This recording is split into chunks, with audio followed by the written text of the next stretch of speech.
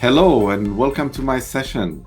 Today we're going to be talking about the pro-level Dynamics 365 DevOps. I am Rami. I am from Wellington, New Zealand, and I am so happy to be presenting today at DynamicsCon. Thank you very, very much for voting for my session. It's an exciting thing that we're doing that. So let's get started. Let's have a look at what's on the agenda to begin with. So first of all, I'm going to talk a little bit about what is DevOps and a little bit about myself and how did we get to that DevOps story. Now, part of the DevOps work that I've been doing, I've been noticing that there is a lot of different models that are available out there and different levels of maturity for the DevOps work that can be done. And as such, I decided to talk a little bit about what could be described as a DevOps maturity model. Sort of where do you see yourself at and what is your target and what could be the good things that you can do part of DevOps. Now, as we go through the different bits or the different elements of DevOps, I'm going to talk in depth about the different disciplines that can be covered part of your DevOps pipeline. And then I'll demonstrate a sample DevOps pipeline that can be implemented. And to make things a little bit more exciting, we're going to have a look at an actual live demo using Azure DevOps to build a pipeline for the Power Platform specifically. And finally, before concluding, we'll have a look at the Microsoft recommendations on how do they see DevOps and ALM working. So let's start first by talking about what is DevOps. What do we mean when we say DevOps? And just to make sure that we all understand the different elements part of that journey. As the name suggests, DevOps is made of two words, dev and ops. And that basically starts with the planning, what we are trying to achieve. And that's in terms of work management, creating stories and making sure that we've got a good vision on where we're heading. And then once we've got that vision and we're well prepared, we will start coding. After the coding phase, we will start building whatever we've coded. And then before we actually start releasing, obviously we'll do a little bit of testing. And there's different types of testing that we can talk about later on. Once we've done the testing, then we're ready to release and deploy our work. And then we finally go into the operational mode, and then we monitor whatever we've been implementing. Now, notice how the monitoring goes back into the planning. So we get some feedback of what was released and how it's behaving. And then we start the planning phase again, and then the loop carries on. So again, the two parts to the DevOps side, the development as well as the operational. Now, a lot of people believe that DevOps is mainly just a release and the deployment process. That's not 100% correct. The release and the deployment process refers more to the CI/CD, so the continuous integration and continuous development, whereas what we're talking about is the end-to-end process of DevOps. Now, given that I don't have the entire day to talk about DevOps, and I would love to have an entire day to talk about DevOps, I'm going to focus today on a few aspects of DevOps. And in other terms, I'm not going to talk really about the planning and about the operational side, but more about the coding, the build, the test, the release, the deployment, and finally, the monitoring. Now that we understand a little bit about the high level of what DevOps is, I'm just want to make sure that there's one thing that you need to take away from today's session. So if you want to build a state-of-the-art DevOps pipeline, start with baby steps. And today we're going to see how we're going to do that with Azure DevOps and the Power Platform. A little bit about myself and how did I come to this specific location. So I've got 3 full-time jobs. That's how I like to think about it. So first of all, I work as a solution architect at DXC in Wellington, New Zealand. Wellington being the political capital of New Zealand. So there's a lot of public sector work that I do in that space. And that's been my main focus for the last 10 years. My second full-time job is looking after my kids and my family. So I've got 3 beautiful kids, and during the weekends and the evenings, I'm always looking after them and spending some time with them. But then my third full-time job is actually working with the community and for the community. So I run the Wellington Power Platform user group, or the Wellington Dynamics user group. And we've got about 500 members, which is not bad given the size of Wellington. And it's actually quite a good sort of forum where we get together and we talk about a topic of interest every month related to the Power Platform with Dynamics 365. Now, at a bigger scale, we usually have our Power Fridays or our 365 Saturdays.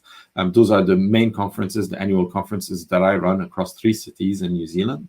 And those attract usually a larger crowd and have a collection of speakers presenting at them. So we're having ours in August this year. And then whenever I'm not sort of helping in organizing conferences or user groups, I'm writing books. So I wrote my first book, Microsoft Dynamics 365 Extensions Cookbook, a couple of years ago. It is starting to get a little bit dated, so maybe it's time to have a look at writing a second edition of it. But it actually allows me to go in depth into all those different subjects, and also to sort of experience what it's like, write a book about it, and then publish it for some people to have a look at. If you're interested in DevOps, for example, there's a whole chapter dedicated on DevOps within my book. And finally, and it's usually not something that I put in my presentations, but I am TOGAF certified.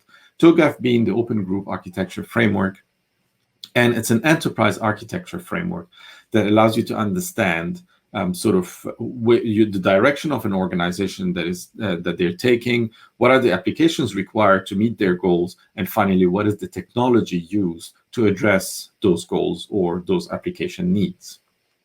Now, as I said, usually I don't mention TOGAF very often, but one thing that is really interesting in TOGAF is the availability of what they call a maturity model. And the maturity model is basically a collection of sort of levels that you can attribute to a specific topic. So in the next slide, I'm going to show you a business transformation readiness assessment maturity model. And as you can see in there, it has different levels of maturity, from not defined, ad hoc, repeatable, defined, managed, all the way to optimized. And under each one of those, you've got a specific description of what that level might look like in terms of business transformation readiness assessment. Now, I thought this is really nice to actually understand that your organization may fit somewhere on that scale. So I thought, all right, well, how about we look at a DevOps maturity model and try to implement that within the context of Dynamics 365 as well as the Power Platform. And as such, I created my own view of what that maturity model might look like. So I started by creating the disciplines, the levels at the top, level 0 all the way to level 3, not defined, ad hoc, defined, and optimized. And then on the left-hand side, I displayed all the different disciplines. So we're going to talk about deployments, version control, solution layering, quality control, testing, source control, and finally, the environment control. And then within all of those, I actually defined what each one of those would be in the level compared to the discipline. Now, there's quite a lot of information on that slide, so I'm just going to select maybe one of those rows and then talk a little bit about it. So let's start with version control, for example. So at level 1, when your maturity is not defined, then there is no versioning available in the work that you do. And the second level, where it's ad hoc, meaning that you've got someone that does it without really following a process, but it's sort of on an individual basis. Then I talk about a manual version control before we do a release. So it could be someone taking a copy and then storing it into version control. A well-defined level is more around making sure that this process is automated. So whenever we build a solution, whenever we have a new solution, we trigger an event that will automatically extract that solution and put it into version control. And that happens in a well-defined, consistent way. And then finally, optimized is the best level that we can have, is where the entire process is automated, and then it's coordinated across all the different platforms, making sure we have a unique versioning number that is used universally across all those different components. So those are sort of the different levels that you can have part of the version control. Let's have a look at another solution, and maybe we'll talk a little bit about testing, where the first one would be a manual testing, where every individual would do maybe some unit testing on their machines, potentially some regression testing as well. Ad hoc would be more related to unit testing.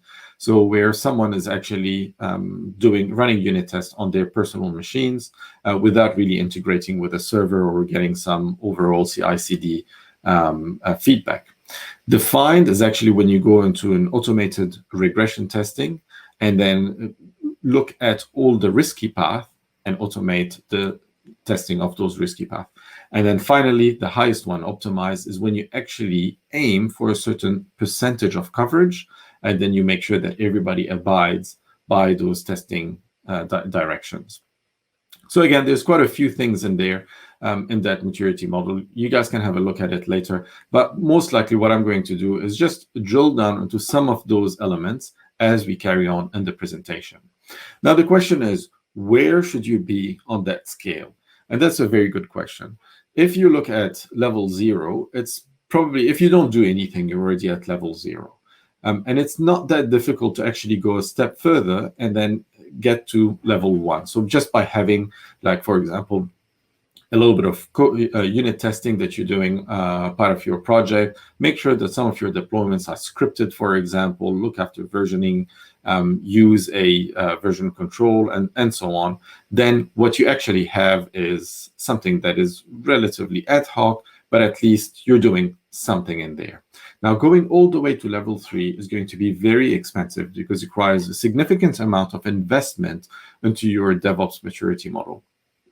And as such, I would only recommend going to level 3 if you've got really large projects or if you want to do that as a standard for your organization. My suggestion is to target to level 2, and then that will give you a good balance between what would be expected in an average size project, as well as the amount of investment and time you need to spend into getting into that space. Now, as I mentioned, we're going to drill down a little bit into those disciplines, starting with a little bit of coding. So let's have a look. What I'm going to talk about is how would you actually set up your code so that it's actually friendly for the rest of the elements that we're going to do, starting with plugins. So when we're looking at a plugin, typically what you would have is your main plugin and an organization service that is used to execute whatever integration with Dynamics you've got. So in our example, it will be at a very high level, just a business logic organization service. What I typically suggest is to actually layer your plugins. And by that, I mean introduce a layer that is a business logic, introduce a data access layer as well. And that way, with all those different layers, you can mix and match whatever you're working on to mock them or to focus on them from a unit testing perspective. So let's say you want to test your business unit, your business logic. And this is a typical element that you would do. You've got some complex logic in there. You want to test that it's doing the right thing, but you don't really want to worry about the plugin layer or the integration with Dynamics 365. So what you would do is a typical .NET mock capability. You would mock your data access layer, you would mock your organization service, and then you would skip the plugin layer and just focus on the business logic. And how do you do that? Well, typically I would like to use design patterns such as dependency injection that will actually allow you that flexibility, given that your code is properly implemented and written with all the different layers. Now, if you want to take it a step further, you still want the plugin to sort of execute, and you still want to see your data access layer working, the ins and outs of using an organization service. But you really don't want to connect to Dynamics 365 or to the Power Platform. You just want to run that in memory. And the best way to do that is to use fakes. Fakes are available out there. There's actually 2 brilliant frameworks that are created by the community. The first one done by Jordi Montagna, Fake XRM Easy, and the second one is done by Daryl Labar, XRM Unit Test. And they allow you to create a fake organization service. What does that mean? It's an element that is actually created in microseconds in memory, where you would have, let's say, some sort of a database, a Dynamics 365 database or Power Platform database that is aware of the context that you're running in and the information that you're storing in it and the information that you're actually extracting out of it. And that way, you will, within seconds, be able to actually run a unit test that goes through the different layers and then connect to a fake organization service and come back without actually going all the way to Dynamics 365, making your test much faster. So this is just a couple of examples on how you can improve on your coding standards and following a bit of layering so that you can actually do better unit testing and so on. Now that we're done with the coding, we're going to build our solution. Now, the build sounds a little bit too code specific, and that's correct. So historically speaking, we used to have some .NET code that goes into the server. The server would build it, or we would build it on our local machine, and that's typically compiling it, running a little bit of static analysis onto it, and then getting some results. And that's basically what I'm going to talk about. But it's very important to actually differentiate between writing code as well as writing low code or no code. And there's a big gap between those two disciplines. You know, we've been writing code for decades. That has been going on for a while, and there's a certain level of maturity in that space. So typically what I like to do, so on you know, when I'm at work, sometimes I do go and interview people for new positions at our organization. And I like to ask them a few questions around what do they consider code quality, and what do they consider the 4 things that, or the top 5 things, let's say, that they will introduce to the organization that we're going to require or we're going to need. In other terms, I'm trying to understand what do they look for when they're doing a code review, and how do they highlight it. So typically when I ask that questions, I get information about, you know, we make sure that, you know, code quality for us is about having enough comments in our code. Code quality is making sure that our classes are not too big, that, you know, the methods themselves are well refactored and so on. Code quality is making sure that we've got a naming convention and naming standards available everywhere, and we follow that. And those are the things that we comment on. And typically my answer is, that's good, but did you know that there are a bunch of tools that actually provide you with those capabilities? Visual Studio out of the box being one of them, with code analysis then give you that feedback. ReSharper is a very good example that can actually ensure that you follow the standards or the rules that you've introduced. If you've got some documentation centers, there's Ghost Docs. If you want to go all the way into the security element of things, then you can use Parasoft. And Parasoft will basically ensure that you don't violate security patterns and so on. So that's really good because this area is well matured. Those tools have been evolving over the last years, and they do provide us with a good safety harness to monitor our code, to do static analysis part of our build. But then on the other side, what do we have in comparison for low code and no code? Given that it's a relatively new discipline, and that sort of the rules that define what is good and what is bad, the design patterns, are evolving. They're a work in progress. So it's difficult to actually define what those are. But on the positive side, we do have something, or a starter point, and that's the solution checker they're going to talk about later in this presentation. So the next discipline that we're going to talk about is testing. So in testing, we have a range of different disciplines that we can do. We can start with unit testing, so making sure that whatever we're configuring or we're customizing is tested properly. And then we can have a look at automating some of that, especially when we've got code, we've got integration with other systems. We can do end-to-end testing by running traditional C# unit tests, for example, or .NET unit tests. That's all good. So that can cover part of the functional. If you want, we can do a little bit of regression with it. But most of the coding testing is going to be done under the hood. There will be some conventional functional testing, which is a little bit manual. But one thing that I really wanted to talk about is using Easy Repro. If you haven't heard of Easy Repro, go and search for it right now. Have a look at it. It allows you to test the front end of Dynamics using code. So this is a quick extract of what it might look like. So as you can see in here, we probably have about, I would say, a dozen lines of code in that little method. And I've recorded that video a while back, but it's using the classic interface rather than the unified interface. And what it's doing is actually understanding that it needs to navigate to a specific URL. log in using specific credentials, and then navigate to a specific area, which in our case is accounts, change views, have a look at different views, create a new record by pushing on the plus button or on the new button. Once the form is loaded, it will automatically find the elements that we need. It will write some information into those fields, and then it's going to save and close that specific record. And what we can do is go back into the list or the view and then make sure that we've got the right information in there. And as you can see now, the unit test has passed. It's about a dozen lines, and it's really straightforward and easy to implement. So if you're interested in regression testing from the front end, do consider using EasyRepro. It's a fantastic tool available out there for free. Right, so we talked about a few disciplines. We talked about building, we talked about coding, we talked a little bit about testing. Now let's have a look at what the DevOps pipeline might look like if we're doing actually a release and deploy.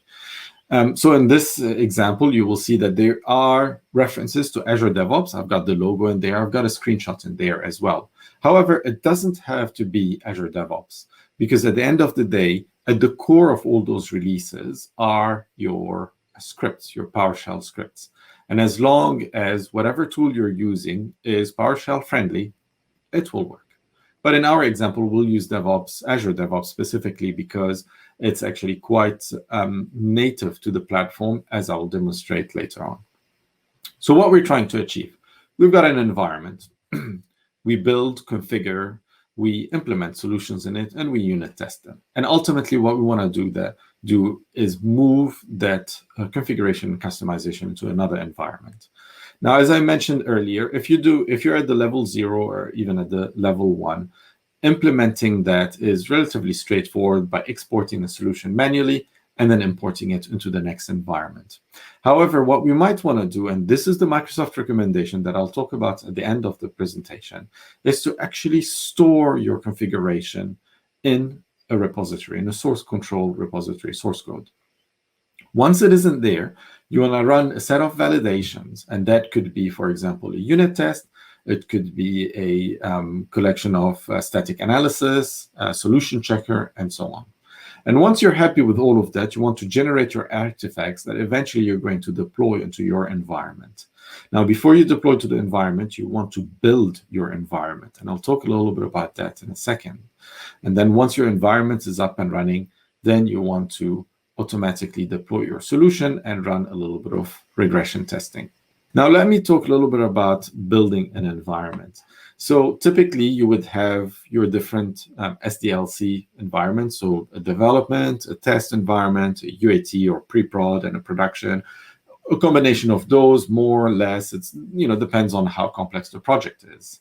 Now, typically what we do when we're actually releasing and testing our environments is we spin up one on the go. So part of our deployment process, or part of our test harness, if you want, is to actually create an environment from the ground up using the tools that we've got available. Deploying everything that needs to be in there, maybe running a quick sort of data import capability into it just to make sure you've got enough data, run your unit test, and then once you're happy with everything running fine, then you discard of that environment. And with the tools that we've got and with the licensing model that is in Dynamics 365 and the Power Platform, this is now possible, and we are doing it. So this is a little bit more on the sort of mature side of things, to set up those environments from scratch, especially when you have other elements such as Azure elements. So if you're integrating with Azure Functions, if you've got an Azure Service Bus in there, then you also need to make sure that you're creating those at the same time as creating your environment and making sure that they do talk to each other. I'm not going to go to the depth of infrastructure as code in this presentation today, but the DevOps presentation is something that I do quite often. So if you're interested, stay tuned, follow me on the different social networks, and then I might be doing a session live again in the future that will go into that depth. So let's talk about the tools available for us to actually implement some of those changes. First of all, starting with how do I detect that a change has been done so that I don't have to go and trigger the pipeline manually?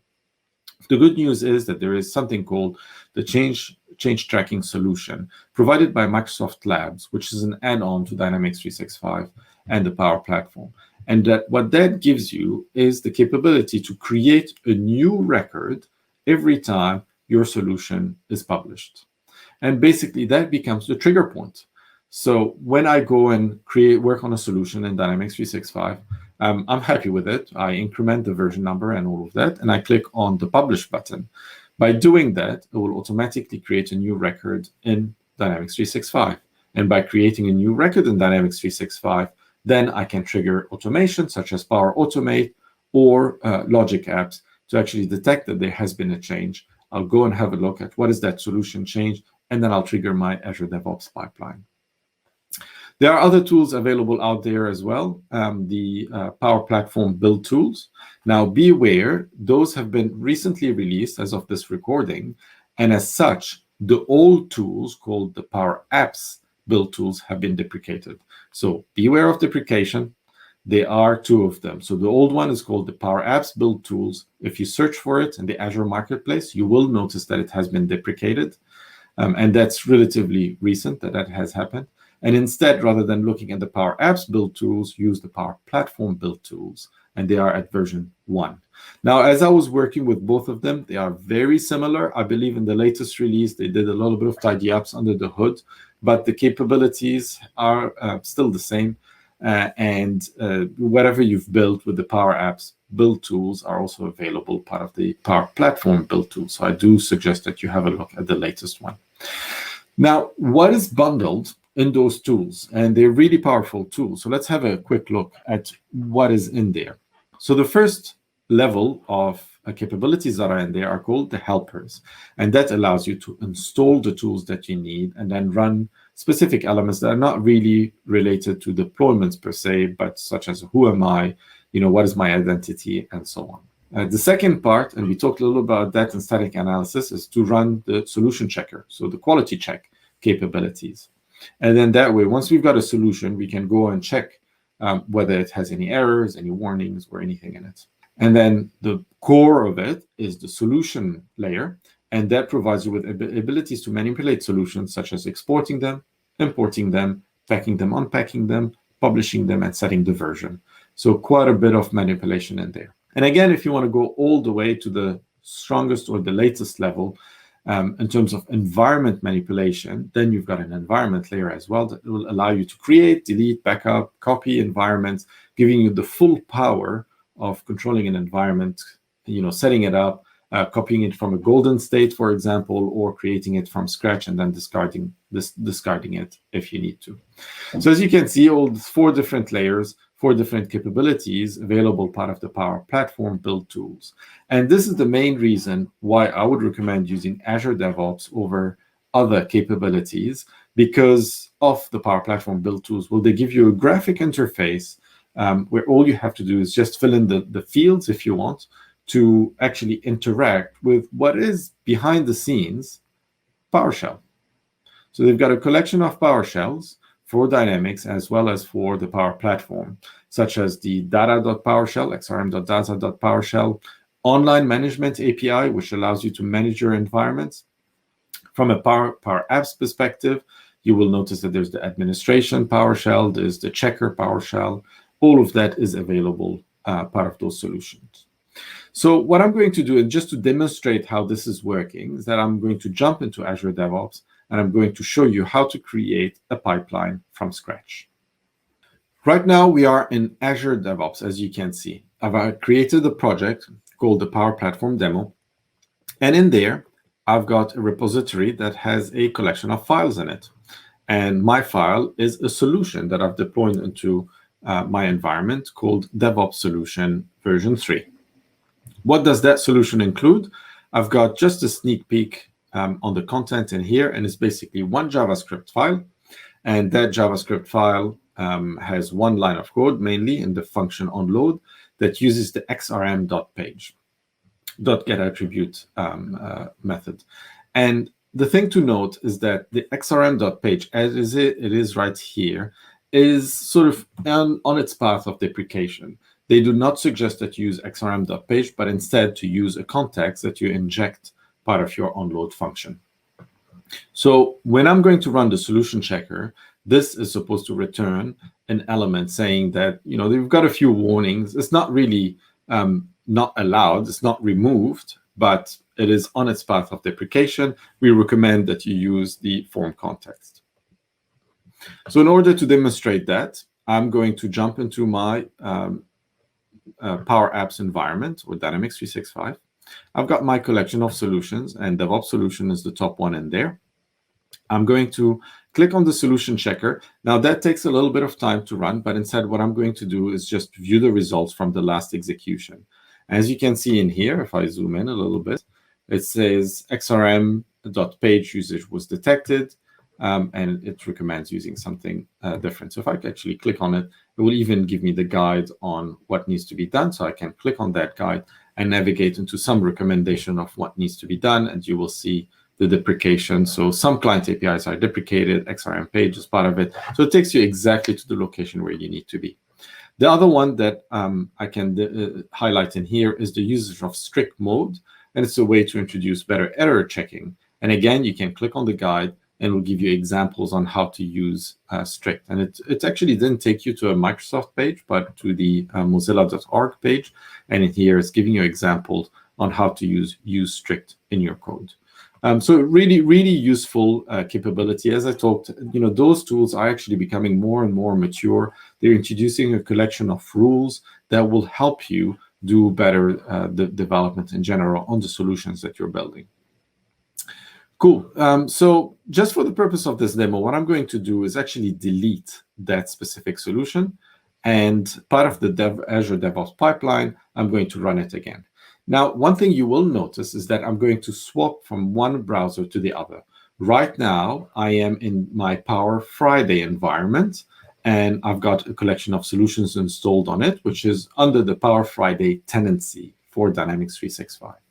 However, to run the Azure DevOps pipeline, I'm going to switch to my DXC account, which is on a completely separate tenant, nothing to do with the Power Friday tenancy that I'm using right here. And the purpose of doing that is to demonstrate that actually you don't need to be part of the same tenancy for Azure DevOps to work with the Power Platform.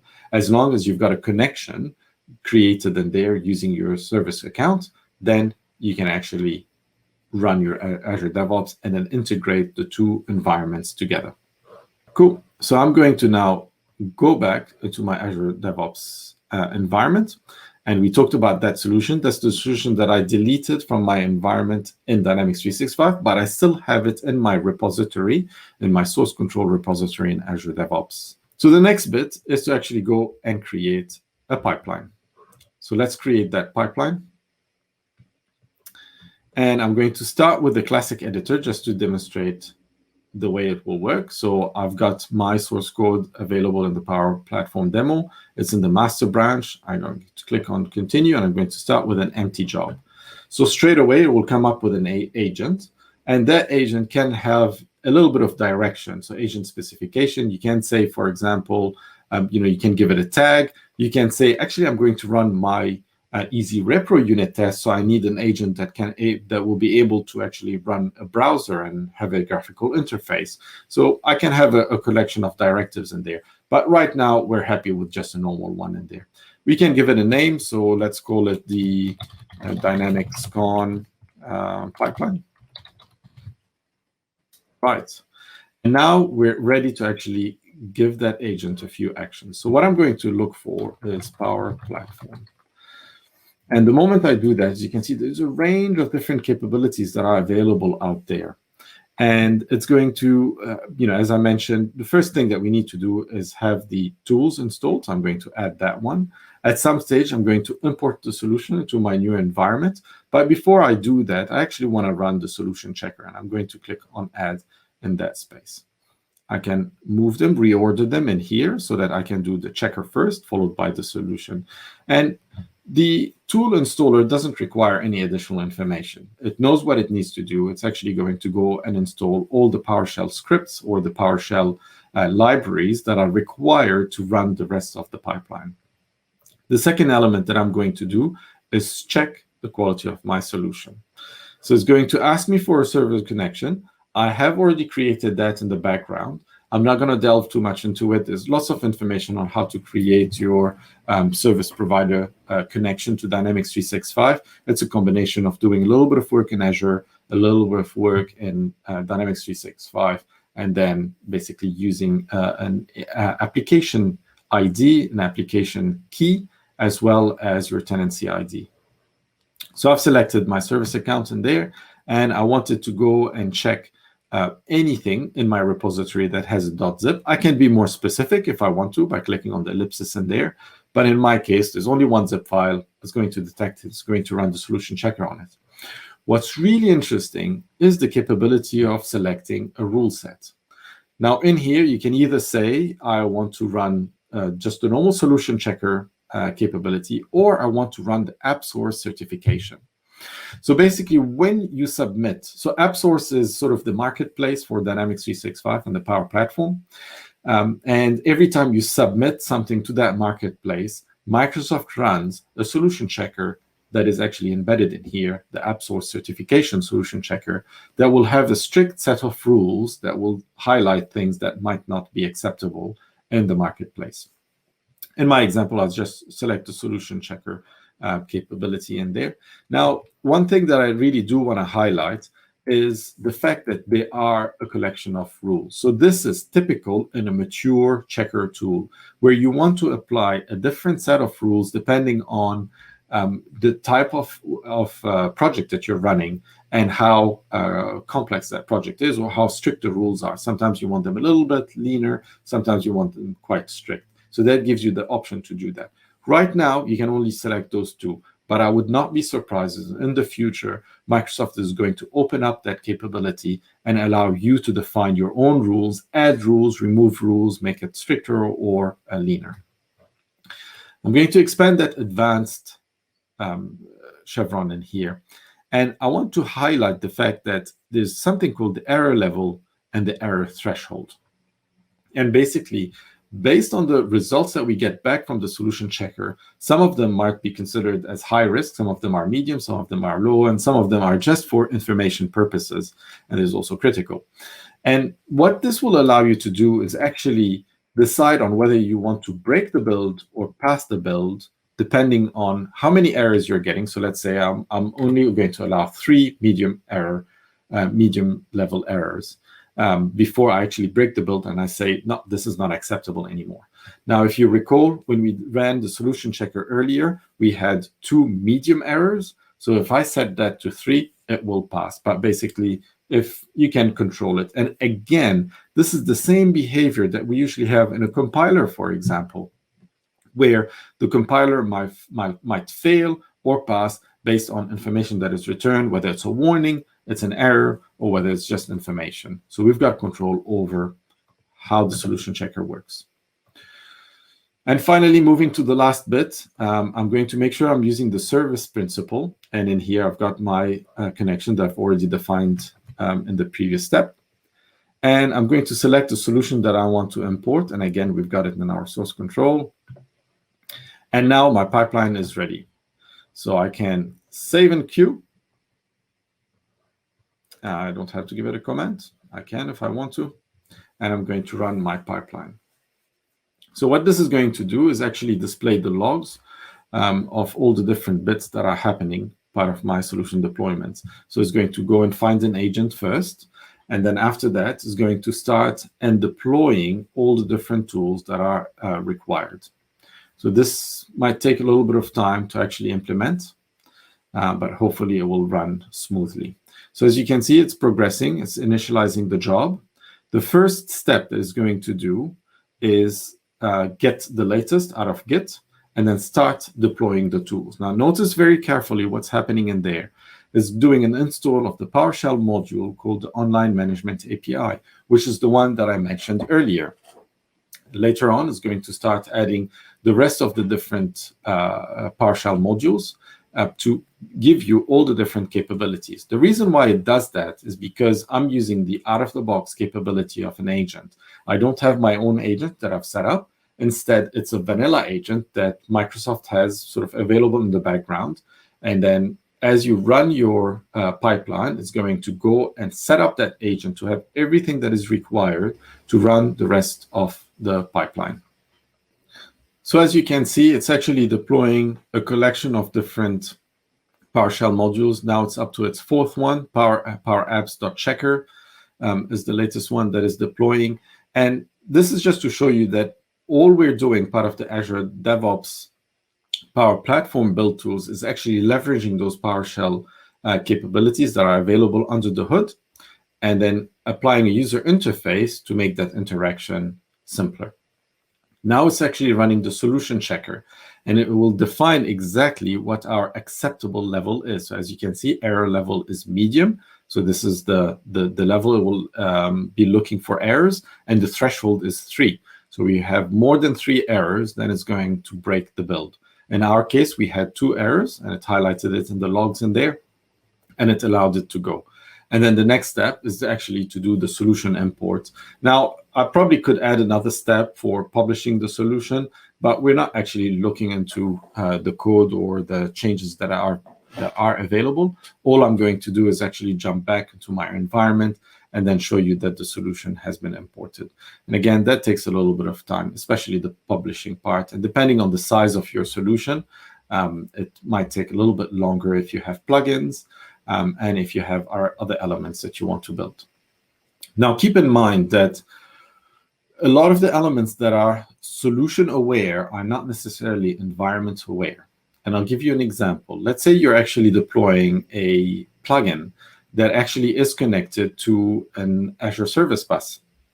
As you move it from one environment to the other, the endpoint to the service bus remains the same. It's not updated.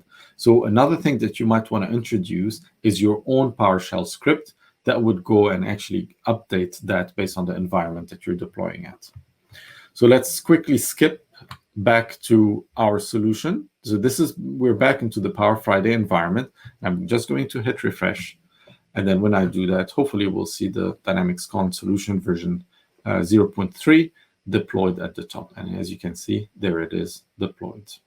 So we managed to actually use a purely automated deployment pipeline to actually check the quality of your solution and then take your solution and deploy it into your environment. And that concludes the demo. So right now we'll go and have a look at what are the next steps that we can do. All right, now we've seen an Azure DevOps demo live working. We can have a look at what are the next steps that we can do once our solution has been deployed. And following the path that we were looking at originally, part of DevOps, the next element is monitoring. So typically, back in the days, I used to say that you can go and install the organization insight, whereas nowadays it's all integrated within your Power Platform admin center. So this is admin.powerplatform.com. And then if you go there, you will have on the left-hand side under Analytics, the common data services that will show you how many APIs are being called, whether there are any errors, how many users are active, and who's the most active, and so on. That also goes into Power Automate and Power Apps, where you can get some analytics and some statistics about your environment. And as you can see at the tab at the top, you've got your home screen, you've got the active users, the mode of access, the entity usage, system jobs, plugins, and so on. So it's actually quite a comprehensive list of monitoring capabilities that you can have. The good news is that all of those are API aware. So if you don't want a graphical interface to have a look at what's happening, but rather you want to integrate it with another monitoring tool that you've got in your organization, you can certainly do that. So that gives you a good, powerful integration capability. In the Power Platform or the Power Apps, Power Automate world, there's a lot of concern about, is that turning into Access on steroids, where basically everybody can go and create their own application? Is that turning into Lotus Notes on steroid, where everybody's actually going and creating their own apps and actually not having visibility over it on an enterprise level?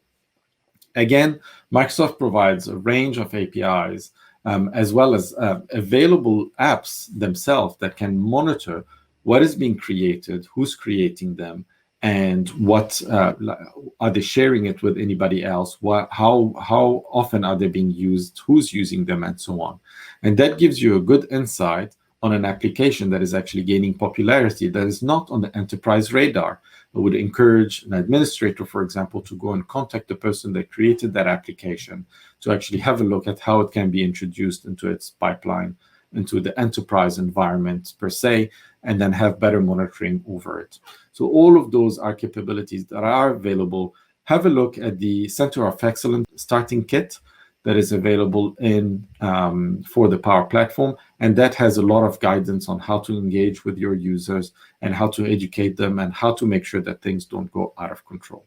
So in the last part of the presentation, I want to talk really briefly about some of the recommendations that Microsoft are giving in terms of how to set up your ALM, and specifically around solutions in Dynamics 365 and the Power Platform. Layering is very important. So they want to make sure that you've got your base solution. So this is the system solution, your DataFlex Pro, if you want, that has the base core capabilities, or maybe some of the first-party apps, such as the sales or customer service or field services installed on it. As you're actually deploying your solutions on top of that, you will have managed solution 1, managed solution 2, deployed on top of your system solutions. They do not recommend using unmanaged solutions. Moving forward, and this is also talking out of experience, managed solutions are the best way to actually deploy your solutions from one environment to the other. But there's actually more to that. So if you have several solutions, managed solutions that you're building in your organization, Microsoft recommends having one environment per layer or per solution. And I'll explain a little bit about that. So let's say you've got solution 1, unmanaged, that you're working on in one environment. Have a dedicated environment just with that solution on it, and no other configuration or customization on top of that. Let's say you're building a second solution that may or may not be dependent on solution 1. If it's not dependent on solution 1, then just have another environment with that unmanaged solution, solution 2. If it is dependent on solution 1, make sure that your solution 1 goes into a DevOps pipeline and that actually gets deployed as a managed solution into the other environments that depend on it. In other terms, we've got solution 1, unmanaged, implemented in one environment, solution 2, unmanaged, implemented in its own environment, and any dependencies are already installed in that environment. And eventually, once you go into your production environment or the final environment, then all of them will make it as managed solutions into those environments. Again, if this is actually not your production solution, but it's an environment where you're building solution 3, then you're going to have the exact same layering that you did in the second environment. Use Azure DevOps to actually store this information into your source control and then automatically deploy them as they get updated into all the different environments to make sure that they are up to date. And by using this sort of managed and unmanaged capabilities, you will have the option of actually having a completely independent managed layer that is not sort of soiled or affected by the unmanaged solutions on top of it, that can be sort of installed and uninstalled, and any work that you do is on top of it. Especially with the current licensing model, Microsoft is not charging you for having additional environments, so you can have as many environments as you have managed solutions in there. So recapping what we've done today, we talked about sort of the DevOps environment, development, starting with development and looking at operational. We had a look at how you can build some clean code, how you can sort of look at the build process and make sure that you've got your static analysis running. We've done some testing. It could be conventional testing, unit testing, as well as front-end testing. We've released and deployed our solution. And finally, we did a little bit of monitoring using the API capabilities. And with that, we got some feedback to start planning and coding and building again, and then starting the whole cycle. So what's next, as I mentioned earlier, is to actually take it a step further in terms of deployments and introduce infrastructure as a code.